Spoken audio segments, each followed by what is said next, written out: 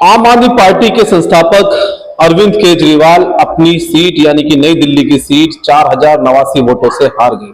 इस सीट पर कांग्रेस के शीला दीक्षित के बेटे संदीप दीक्षित कांग्रेस से लड़ रहे थे, जिन्हें 4568 वोट मिले। छतरपुर विधानसभा आम आदमी पार्टी 6239 वोटों से हार गई। यहां से भी कांग्रेस प्रत्याशी को 6601 वोट मिले। जंगपुरा विधानसभा सीट पर मनीष सिसोदिया महज 675 वोटों से हार गए। इस सीट पर कांग्रेस को 7350 वोट मिले। बादली विधानसभा सीट पर आम आदमी पार्टी 10661 वोटों से हार गई। इस विधानसभा सीट पर कांग्रेस को काफी अच्छी वोटें मिली, यानी कि 31130 वोट मिले। त्रिलोकपुरी विधानसभा सीट पर आम आदमी पार्टी को 392 वोटों से हार का सामना करना पड़ा। यहां से कांग्रेस प्रत्याशी को 6147 वोट मिले। ग्रेटर कैलाश विधानसभा सीट पर आम आदमी पार्टी को 3188 वोटों से हार का सामना करना पड़ा। यहां कांग्रेस प्रत्याशी को कुल 6711 वोट मिले। नागलोई विधानसभा सीट की अगर बात करें तो आम आदमी पार्टी 26,251 वोटों के अंतर से हार गई।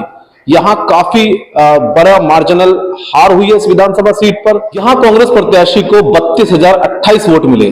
तिमारपुर विधानसभा सीट पर आम आदमी पार्टी 3310 वोटों से हार गई। यहां कांग्रेस प्रत्याशी को कुल 6967 वोट मिले।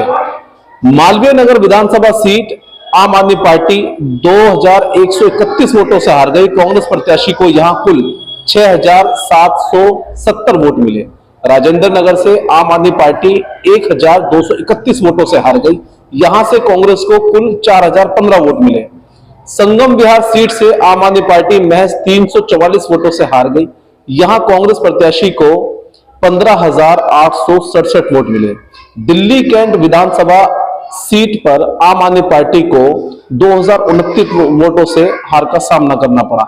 यहां से कांग्रेस प्रत्याशी को कुल 4252 वोट मिले। ये इस तरह की वो सीटें हैं जहां पर लगभग काफी सीटों पर 12 से 15 सीटों पर बहुत नजदीकी जो है हार का सामना करना पड़ा है आम आदमी पार्टी को, जिसमें बड़ा डेंट लगाने में कामयाब रही कांग्रेस पार्टी। अगर कहीं ना कहीं अगर सबसे पहला चुनाव आम आदमी पार्टी, यानी कि अगर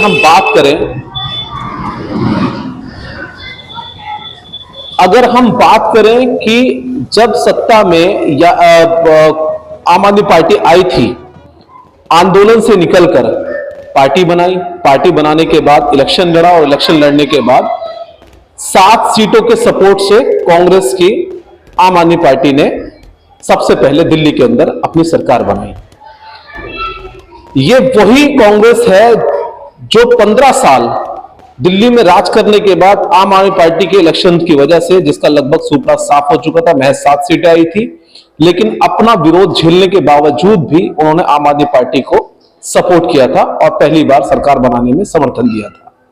यानी कि अगर हम बात करें तो सीधा सीधा भाजपा को रोकने का एक प्रण लिया था उन्होंने, एक कोशिश की थी और वो कहीं ना कहीं कामयाब भी हो गए थे सत्ता से दूर रखने में। अब वही सारा खेल बिगड़ता है लोकसभा के इलेक्शन के दौरान, जब आम आदमी पार्टी को कांग्रेस हरियाणा के अंदर सही मान सम्मान नहीं देती, सही सीटों पर उनका गठबंधन नहीं हो पाता, वहां से गठबंधन टूटता और उसके बाद आम आदमी पार्टी ने इंडिपेंडेंट दिल्ली के अंदर एक, मैं कहूंगा शायद मेरे नजरिए से गलत फैसला लिया, दिल्ली में चुनाव लड़ने का। इंडिपेंडेंट 20 राज्यों के अंदर मजबूती से भाजपा ने अपनी सरकार बनाई हुई है। ऐसे में भाजपा का सामना इंडिपेंडेंटली करना कहीं ना कहीं एक जो है एक गलत डिसीजन था 2025 के दिल्ली विधानसभा चुनाव में, जिसका खामियाजा आज 8 तारीख को आप देख चुके हैं।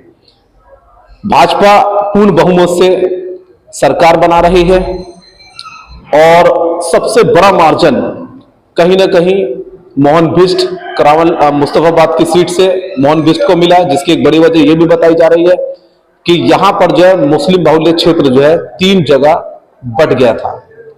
मुस्तफाबाद ईस्ट दिल्ली की विधानसभा है। तो अरविंद केजरीवाल का ट्विटर पर वीडियो आ गया है, उन्होंने अपनी हार को एक्सेप्ट किया है और जनता के साथ फिर भी कहीं ना कहीं कंधे से कंधा मिलाकर उनके दुख सुख में साथ रहने का वादा किया है। अब बड़ी बात यह भी है कि ये जो मैंने आपके सामने डाटा रखा कि आज किन किन सीटों पर कांग्रेस को जो मार्जिन मिला है, वही अगर प्रतिशत, वही वोट बैंक, अगर वो तमाम चीजें गठबंधन करके आम आदमी पार्टी और कांग्रेस लड़ती तो शायद आज तस्वीर कुछ और हो सकती थी। अब देखने वाली बात यह होगी कि बड़ा खेला जो कहीं ना कहीं प्रधानमंत्री नरेंद्र मोदी जी द्वारा हुआ, वो ये हुआ कि उन्होंने अरविंद केजरीवाल का इस वार का जबरदस्त पलटवार किया था इलेक्शन के दौरान, जब अरविंद केजरीवाल ने कहा था कि अगर आम आदमी पार्टी की सरकार गई और भाजपा की सरकार आई तो कहीं ना कहीं जो एक जन कल्याण की मूलभूत सुविधाएं हैं वो भाजपा दिल्ली के अंदर बंद कर देगी। वहीं लेकिन इलेक्शन के दौरान, कैंपेन के दौरान नरेंद्र मोदी ने बिल्कुल साफ कर दिया था कि जो जिस तरह की जन कल्याण की योजनाएं हैं वो एज इट इज चलती रहेंगी। और जहां 2100 रुपए का वादा किया था महिला समृद्धि योजना के तहत, वहां प्रधानमंत्री नरेंद्र मोदी जी ने वादा कर लिया कि हम आपको 2500 रुपए देंगे। और भी कई सारे मुद्दे, वीडियो बहुत लंबा हो जाएगा, लेकिन आप तमाम चैनलों के माध्यम से देख रहे हैं। मेरा इस वीडियो को बनाने का महज मकसद इतना ही था कि ये जो तमाम मार्जिनल सीटों का, मैंने कुछ सीटों का आपको आंकड़ा बताया, इस पर बैठकर कहीं ना कहीं 2027 उत्तर प्रदेश और 2025 में ही बिहार विधानसभा के अंदर जो चुनाव होने, वहां पर इंडिया गठबंधन को शायद बहुत गहरा मंथन करने की जरूरत है।